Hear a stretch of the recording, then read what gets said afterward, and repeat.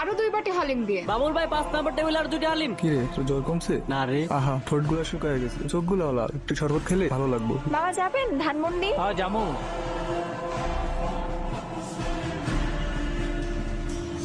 মনে আছে তো আজকে বাবুর প্রথম রোজা, বেশি করে ফ্রুটস আনবে কিন্তু। কষ্ট হচ্ছে বাবা? না। না মানে আমি কি বুঝি না? মুখটা শুকিয়ে এতটুকু হয়ে গেছে। আজ কি খাবে বলো? পিজা খাবে? এই রিকশা রাখেন রাখেন। বিফ হালিম একটা, ফিশ কাবাব 4টা। আচ্ছা এখান থেকে লেগ রোস্ট 4টা দিবেন।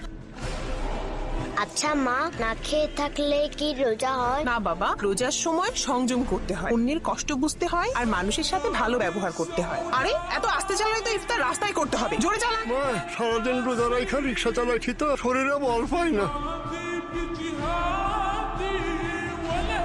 জমিলা, বেগুনিগুলো নিয়ে এসো, ইফতারের সময় তো হয়ে গেল।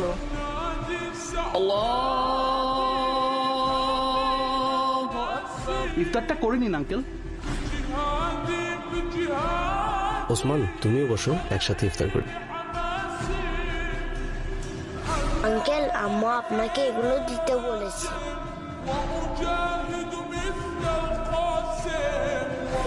ও কোথায় গেল? ভাইয়া, ইফতারের জ্বরের মধ্যে শরবতটা খান, ভালো লাগে।